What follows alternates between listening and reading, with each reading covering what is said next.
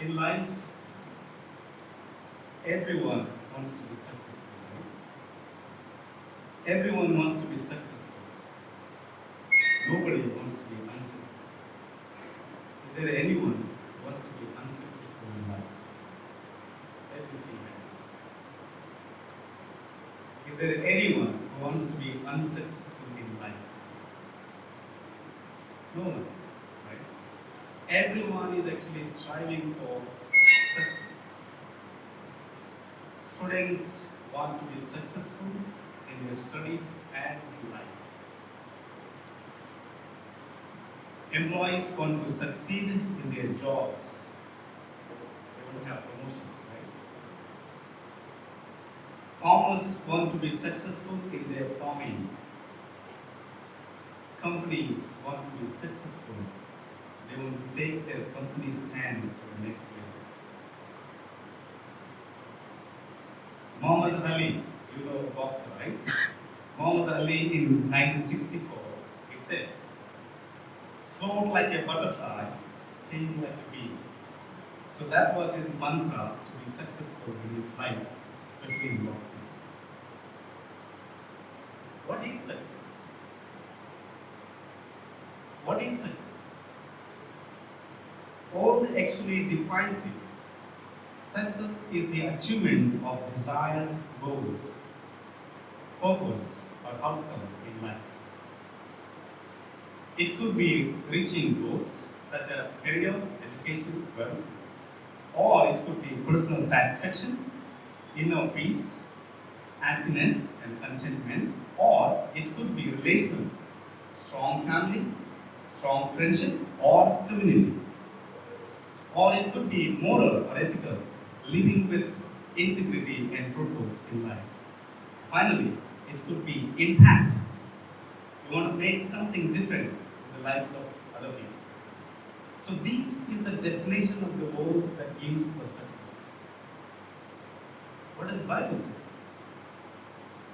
What is the definition of the Bible about the success? Bible actually does not define success as the word defines it. According to the Bible, success is not just about achievement or results or outcomes. It's all about faithfulness to God. If you are faithful to God, you are already successful. Joshua chapter 1 verse 8 says, success comes from meditating and obeying God's word. You obey, meditate on His words, you are successful. And then 1 Samuel chapter 15 verse 22 says, obedience is better than sacrifice. There also we see it's all about faithfulness. Your obedience to God is the definition of success. Matthew 25 verse 21 also says, well done, good and faithful servant. It doesn't talk about your outcomes, right? It doesn't talk about your results, right? It doesn't talk about your achievements, right? It says, well done, good and faithful servant. That is the definition of success. We all strive for success. And trying for success, to be successful, is it wrong? Not at all. Striving for success is not a wrong thing, but if you are missing God in your life when you are successful, that's wrong thing. So I'm going to actually talk about Gideon's life. Gideon's life, I'm going to take you through the journey of Gideon's life, how he was successful and how he failed to give glory to God. When he was successful, then he failed to give glory to God and he became unsuccessful in the sight of God. So let's see about Gideon's life. Okay?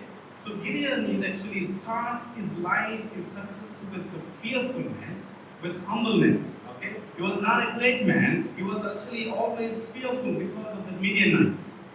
He started with fear, and God made him successful. But as he became successful, his focus on God shifted from God to himself. Focus shifting from God to himself. So to understand his life, so I want to take you to the journey of Gideon. Okay. So be patient with me. I'm going to run you through that 3 chapters of Judges, chapter 6, 7, and 8, in order to understand who Gideon and his success all about.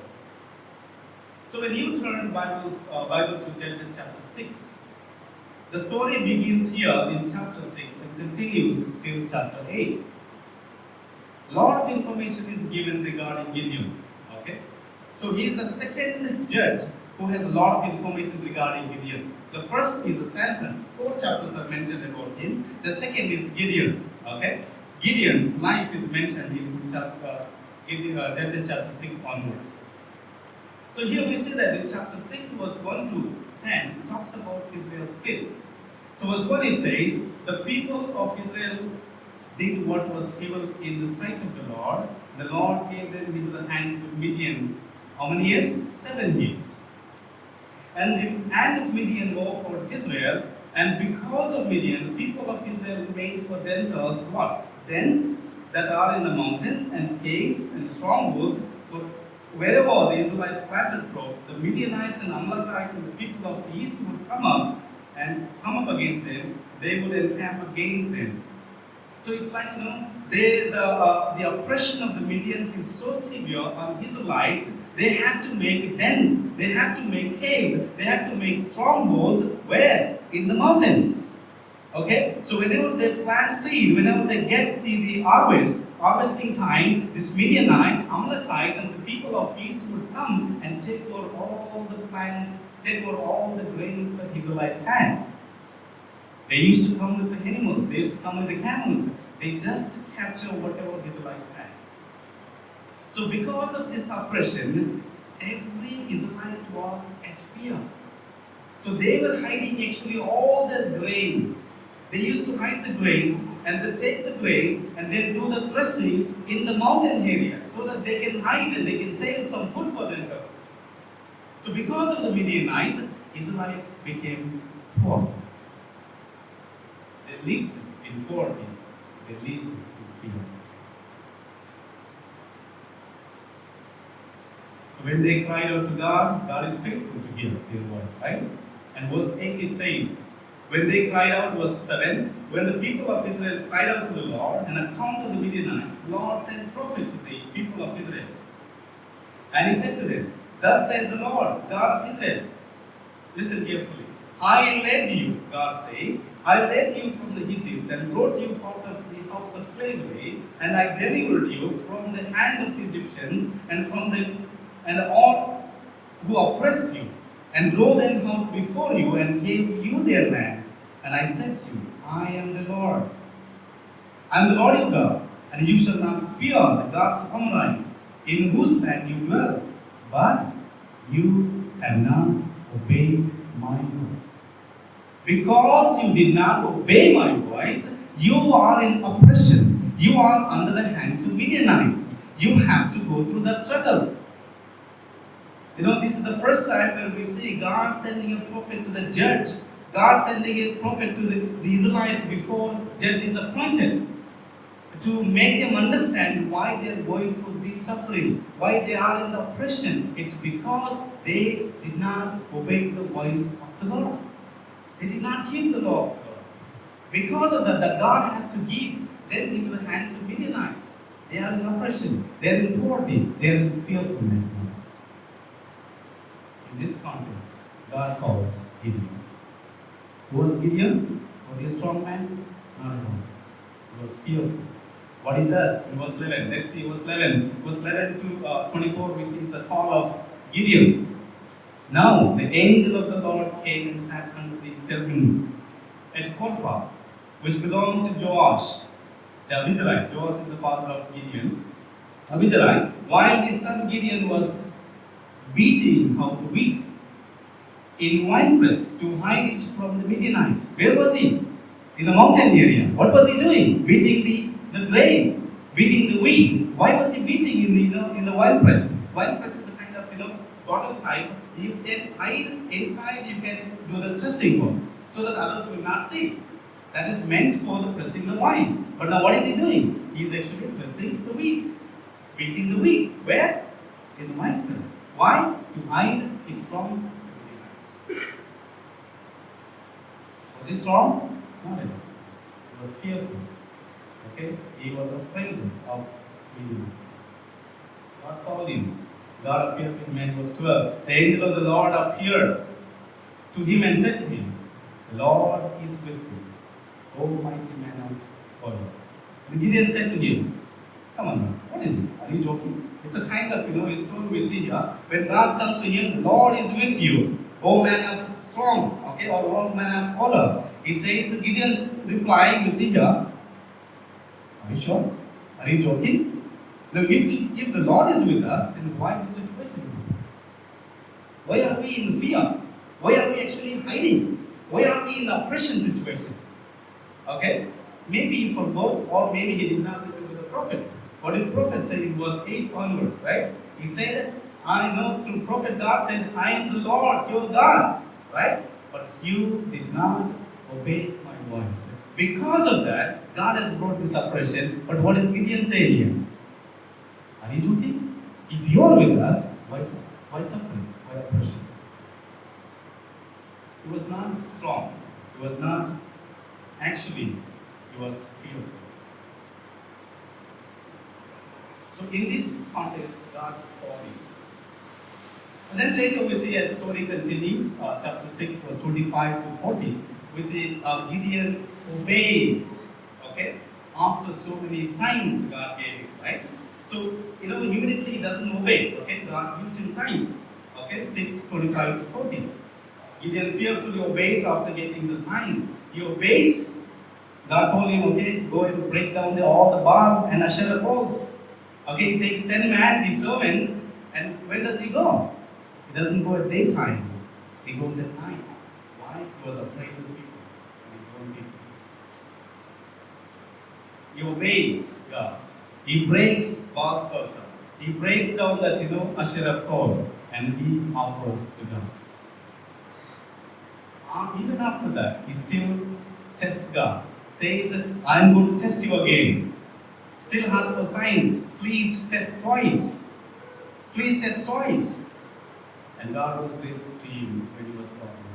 And then chapter 7, verse 1 to 8, we see God's way of delivering. Okay, God's way of delivering here. And God says in chapter 7, verse 1, then Jerubbaal,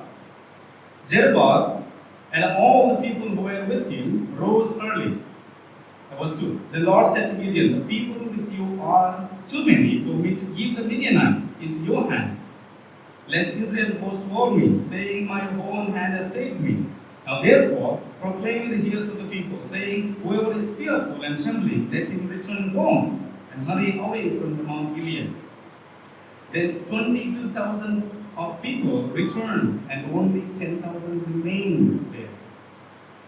And after, it continues, the Lord said, even the 10,000 people are too much.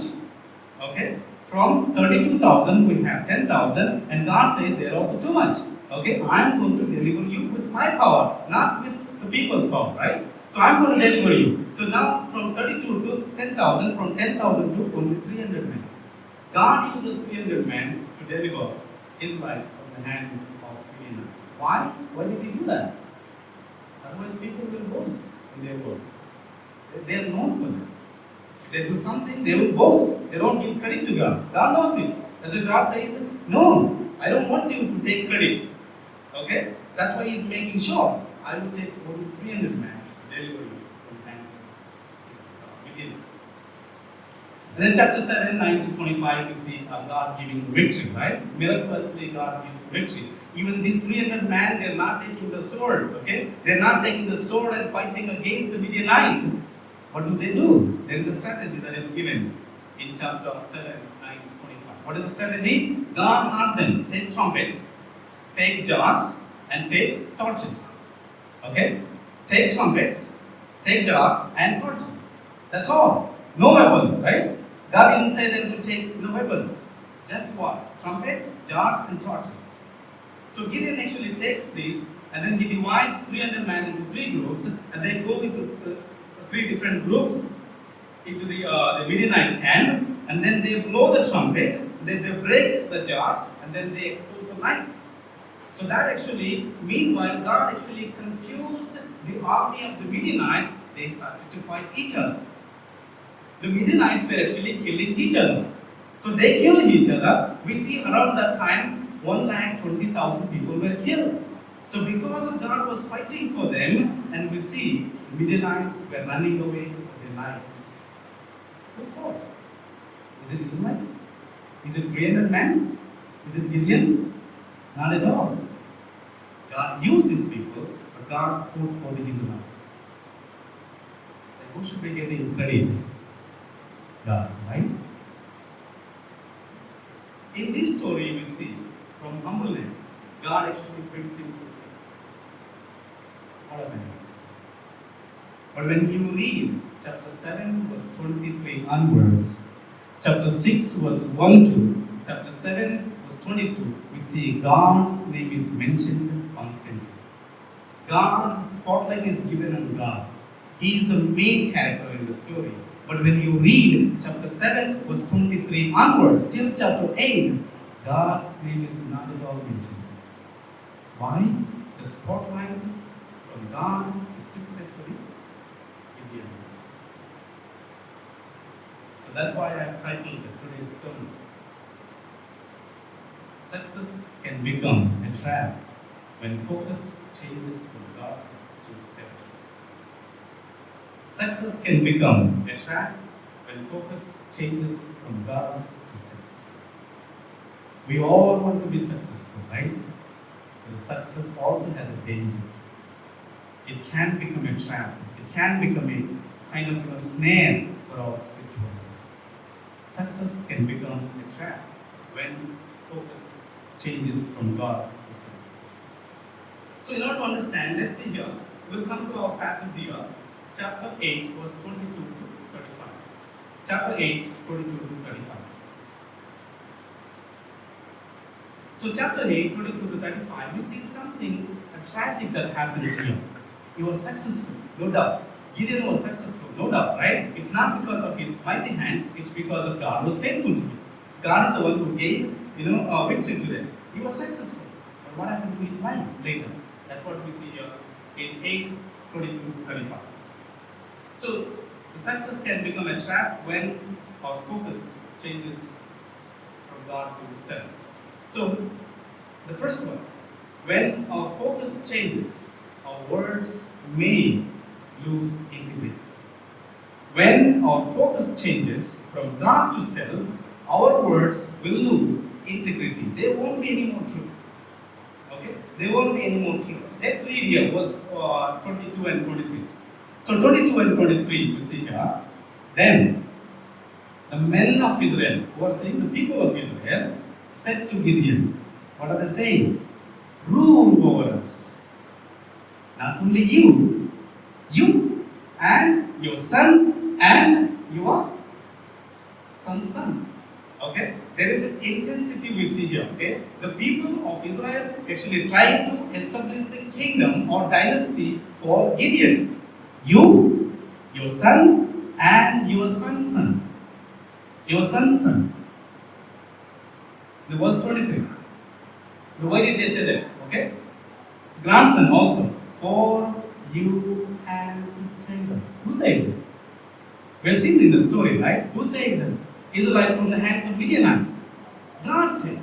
What are people saying now? Who is getting the credit? Gideon is getting the credit, right? So they are saying, rule over us, you, your son, and your grandson. Why? Because you have saved us from the hands of Midianites. Very interesting, right?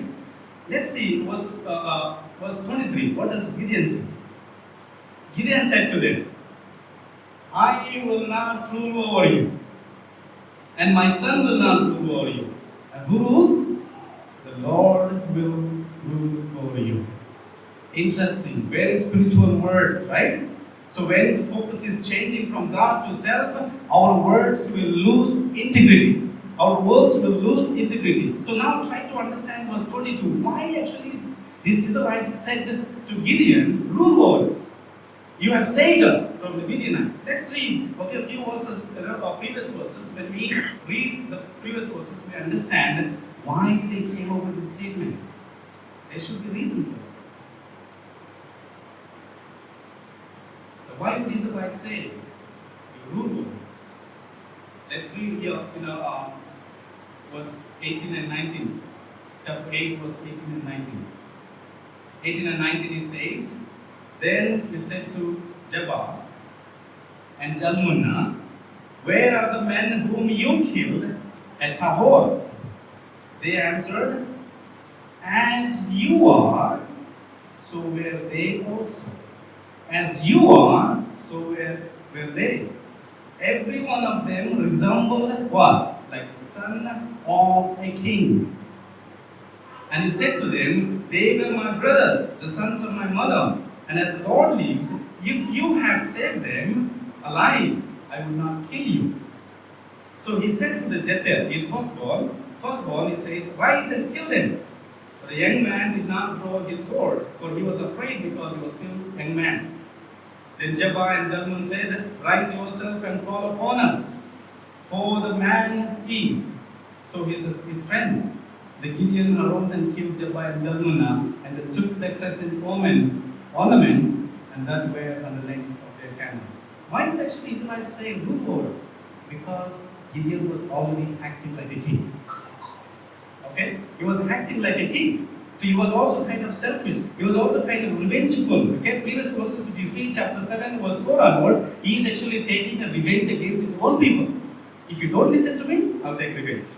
That's the attitude that Gideon had. Okay? So because of all these incidents, we see they understood that Gideon likes to be king. He's actually ruling like a king. That's why all the people are coming together and saying, rule over us.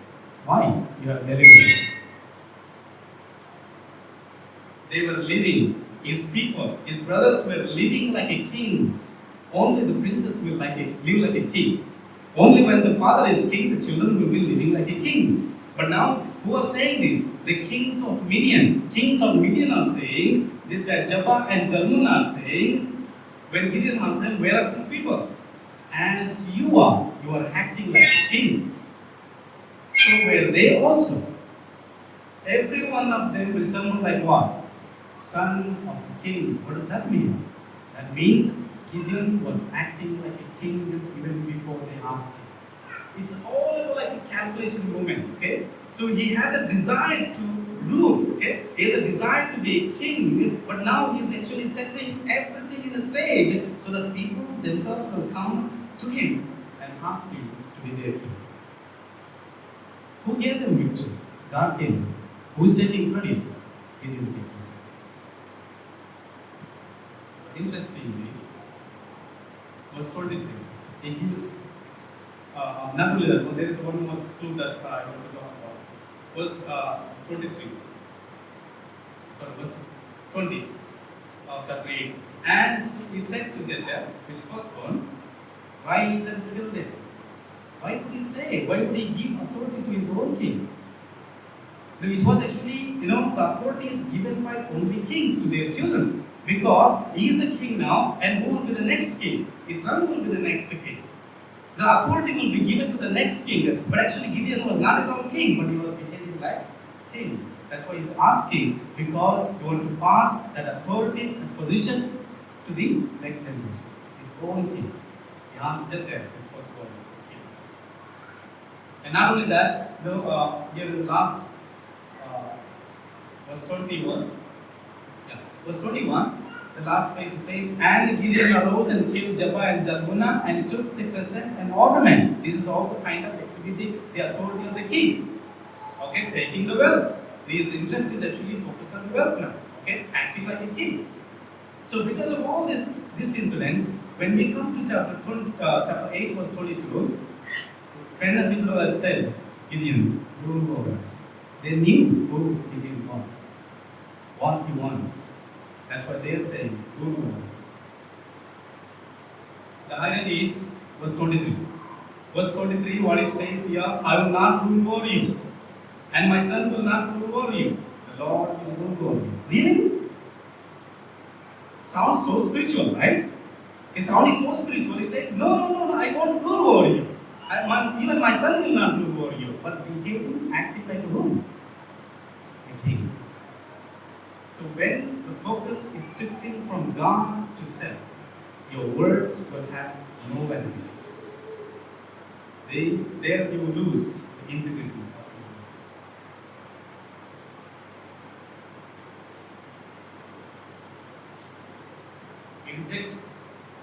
His rejection of kingship is not sincere. Saying the right things, the right words is not enough. But living by those words is the most important thing. Saying the right things is not enough, but living by those words is very, very important. When the focus is changing from God to self, your words will have no integrity. That's what happened to Gideon. Why? The spotlight is changed from God to himself. Now he wants to become a great king. Second one. The first one, when the focus is changing from God to self, our words will lose integrity. The second one, when focus is changing, when our focus changes, our faithfulness will be compromised with the corruption. Our faithfulness will be compromised with the corruption. Verse 24 to 32. 24 to 32 here. So 24 to 32 here says, what is he doing? Verse 24. And Gideon said to them, let me make a request of you. Every one of you give me what? Earrings from his coin, for they have golden earrings because they were Ishmaelites. And they answered, we will willingly give them. And they spread cloth, and every man received in the earrings of his coin. The weight of the golden earrings that he requested was 1,700 shekels of gold. Besides the crescent ornaments and pendants and purple garments worn by the kings of Midian, and besides the collars and that were around the necks of their camels, the Gideon made ephod. Gideon made ephod and put in his city in Ophrah, and all the Israelites poured after it there, and it became a snare to Gideon and to his family. So here actually, his faithfulness is compromised with the corruption. How? First, he misused God's blessings. That's what we see here. Okay? So he is not in a position to ask and request a gold from the people.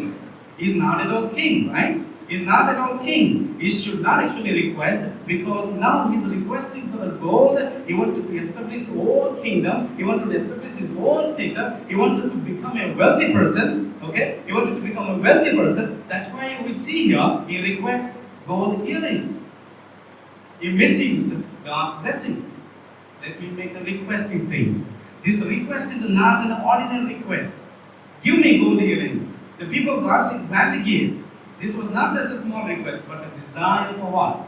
Wealth, honor, and royal privilege. Why? Focus is shifted from God to self. Now his focus is more on what? His own life, his own establishment. He wants to have more wealth. He wants to have greater honor. He wants to have a royal privilege. Live like a king. Who was he? The servant of God. Did God mention anything about kingship? Did he promise about he's going to make that Gideon will be a king? Not at all. Right? He was just a servant, used by God, but now he is acting like a king. He takes credit for himself. God deserves honor. God deserves glory. But now who is taking? He is taking wealth. He is taking honor. He is actually, highlighting himself. How much gold did he receive? 1,700 shekels. 1 shekel is equal to 11 to 15 grams of gold. Imagine. 11 into 1,700 shekels would be 18,700 grams. 18.7 kg of gold. Oh my goodness. Right? 18.7 kg gold. And if it is calculated by 15 grams per shekel, it would go up to 25,500 grams of gold, which would be 25.5 kg of gold. Massive. What would he require? He should have been thankful to God. Lord, thank you for using me. Though I was weak, I was actually trembling because of the Midianites, you used me and delivered my own people. That should be his glory, right? But now his focus is shifted from God to himself. He's actually accumulating all glory to establish his own kingdom. Second, he says he makes an effort, right? He received gold, he has plenty of gold, and now he makes an effort. Okay? Effort was actually used for priestly garments. Okay? The priest actually used to wear this ephod, garment kind of gown type. On the gown they used to keep Urim and Thummim. The Urim and Thummim, the purpose of Urim and Thummim is to ask God's revelation. Okay? If they want to do something, they would touch actually Urim and Thummim to say yes or no. Okay? Why would he make ephod now? What is the purpose of making ephod now? Because he wanted to establish completely different system of worship. It is not that God will deal according to his wish, but now Gideon wants God to deal in his life as Gideon wants. Okay? He wants God to do what Gideon wants. And he's not actually aligned with God's will, but he wants God to align with Gideon's will. That's why he's making ephod. Where does he keep? In his hometown, Ophrah. It is actually similar to that, what happened in Exodus chapter 32, right? In 32, the people were waiting for Moses to come down, right? He did not come down, he didn't show up for 40 days and 40 nights. What are people doing? We don't know what happened to Moses. Give us a God who can lead us, right? And then, Aaron is asking, requesting all the gold, and the people were giving golden earrings, right? He took all the golden earrings and made what? That calf, right? He made a calf, golden calf. That became what? God for Israelites. It is similar, but intention is different. Okay? His intention, maybe he didn't intend that this will become as idol for Israelites, but it became later. Okay? He wanted to change that system of worship. That's why we see him making this effort. Verse 27 it says here. Verse 27. And Gideon made an effort and put it in his city in Ophrah, and all Israel heard. That means they worshipped. They worshipped, went after it. It is referring to the ephod, right? So now it becomes an idol for Israelites. They worship whom? Ephod, not God, right? They worship idol. Interestingly, in chapter 10, we see, chapter 6, we see where God asking Gideon to go to the city and break down the Baal God, right? And then Asherah calls, but the same person is making what? Idol for Israelites. So this became a trap for his spiritual life, for him and for his family. And third, we have here, he exalts himself by living like a king. He exalts himself by living like a king. So under the second main point, we have seen that our faithfulness will be compromised with corruption, right? When the focus is shifting from God to self, our faithfulness will be compromised with the corruption. And first, he misused God's blessings. Second, he makes an effort that becomes a snare for his family and for the nation Israel. And then the third one we see here, he exalts himself and lives like a king. It's 29 to 33. Okay, 29 to 33. Quickly we'll go here. So 29 says, Jerubbaal, okay, another name for Gideon. Okay, Jerubbaal. So here you see the interesting part of the Jerubbaal is actually he destroyed the Baal god. That's why his father gave him Jerubbaal. Jerubbaal means the contender of Baal. So when the people came to kill Gideon, his father said, don't kill him. So if Baal is gone, let him protect himself. Let him kill Gideon. That's why Gideon was named as Jerubbaal, contender of Baal. So now the Jerubbaal, the son of Joash, went and lived in his own house. Very strange, right? Why would actually the narrator mention he went to his home and he settled there? What is the point? There is a point for that, okay? The Hebrew word, it says Yeshua means he went inside, he sat like a king sitting on the throne. Because he is trying to establish his own kingdom, right? His own power, and now he will be ruling from his own house. As what? The king. He was not king, but lived like a king. Not only that, we see here. Now Gideon had what? How many wives? Many wives. Okay. Now Gideon had 70 sons, his own offspring, and for he had many wives. Who would have many wives? Who would have many children? It's only kings in the olden days. The kings would have many children, kings would have many wives, but why Gideon? Though he said, not me, I'm not going to rule over you. My son is not going to rule over you, but now he's ruling. Right? Many wives, many sons. Not only many wives, he also had concubine. Okay? His concubine, who was in Shechem, also bore him his son. Interesting. What does he call? His name is called Abimelech. What is the meaning of Abimelech? Abi means father. Melech means king. My father is king. Interesting, right? He said, I don't want to rule over you, but his son's name is what? My father is king. What a glory. He's taking glory for himself. My father is king.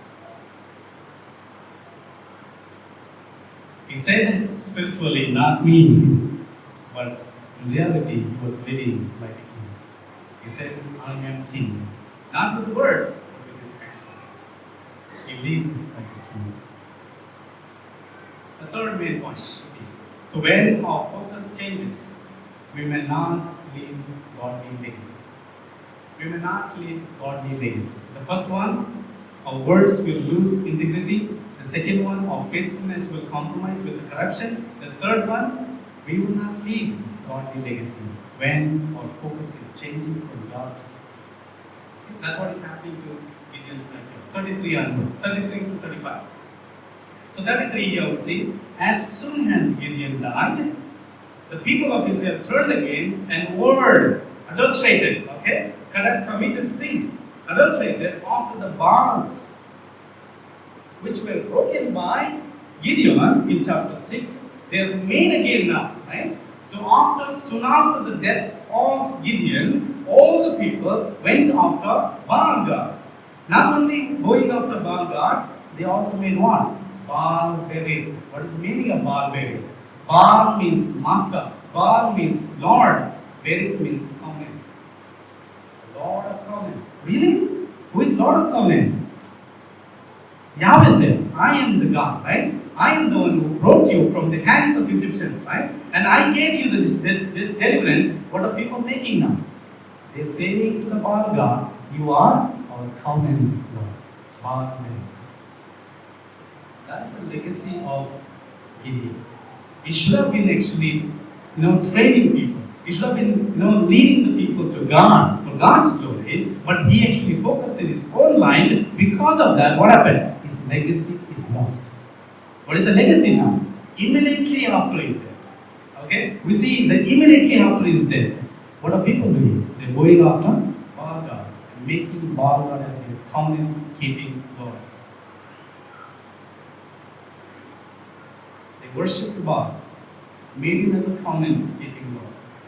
Israel replaced the true covenant Yahweh with an idol. Baal.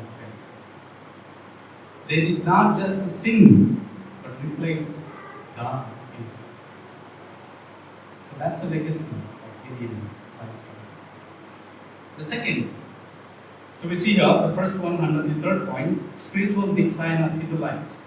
Because of the spiritual decline of Israelites, we see they are going after Baal God and making him as their covenant God. They are replacing with the true God, replacing true God with the idol. The second one, Israelites, second legacy we see here, Israelites ignored God. Not only ignoring God, they also ignored the family of Gideon. That's what we see here in 34 and 35. 34 says, and the people of Israel did not remember the God did not remember the Lord their God, who had delivered them from the hand of all their enemies on every side. What are they doing now? Did they remember God, who saved them from the hands of the enemies? No, they did not remember. What does that mean? They did not remember. It's not just they forgot. It means willfully ignoring God. We don't want to worship you, Lord. Kind of, you know who God is, who true God is, but we choose, willfully choose to worship God. And not only that, they also forgot. Gideon's family was 35. They did not show the steadfast love to the family of Jeroboam, that is Gideon, in return for all the good things that he has done for his lives. What is the legacy now? They forgot God, spiritual decline of his lives. Second, they ignored God and his family. That is the legacy of changing focus from God to self. So that's where is the danger of success. The success danger? Not really. But if you change your focus when you are successful, that's where it becomes a trap for your spiritual life. So it was not just Gideon alone, right? So there were so many well-known people in the Old Testament we see. They started well, but they failed in their journey. I'll give you a few examples here. You know King Saul, right? The first king. He started well. Started with humbleness, but later disobeyed God. Willfully disobeyed God in chapter 13 and 15 of 1 Samuel. The next one, King Solomon, who is known for his wisdom. One of the greatest kings of Israelites. The third king of United Kingdom of Israel. Known for his wisdom. Known for peace that he maintained with the other nations. What happened at the end of his life? He favored his wives. And he favored his wives' gods. Started to build, make temples for his wives' gods. Why? Focus changing from God to self. Not only that, King Solomon, we also see King Uzziah started strong, but ended with pride. Started strong, ended with pride. We see in 2 Chronicles chapter 26, verse 5. And King Hezekiah. King Hezekiah is known for bringing, known for his prayer, known for bringing the reformation among the people, but ended up with pride, showing all the wealth to the Babylonians. He brought revival, but ended up with pride. So these are actually negative reports we see.